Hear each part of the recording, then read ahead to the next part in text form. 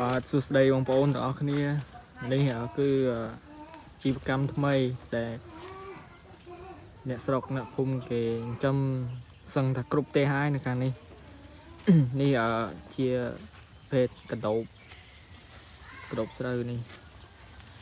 កដោបនេះយើងស្រួលចិញ្ចឹមទេណាយើងស្រួលចិញ្ចឹមយើងដាក់ចំណីវាស្មៅក៏វាស៊ីស្លឹកចេកក៏វាស៊ីនិយាយរួមទៅស្អីក៏វាស៊ីដែរនេះឲ្យមើលនេះអូហើយទីផ្សារវាល្អបងប្អូនចង់ចាំអីអាចតាក់ទងមកខ្ញុំបានខ្ញុំមានលេខម្ចាស់ផ្ទះមានអីចឹងបងប្អូនចង់បានជាសាច់ឬក៏ជាពងយកទៅកាត់ពូជយកទៅអីបងប្អូនអាចមកតាក់ទងខ្ញុំបាននេះមើលនេះខ្មៅទ្រុបមកទ្រុងនេះក្រោមពី 5-6 គីឡូទេហើយទីផ្សារល្អសាច់កដោបនេះ ទាំងពងទាំងសាច់គឺវាល្អមកចប់ហ្មងហើយវាស៊ីតាដើមចេកស៊ីតែឯងស្មៅដើមស្នៃដើមអីនេះឯងគឺវាស៊ីអត់រើសទេទាំងនេះស្រួលចិញ្ចឹម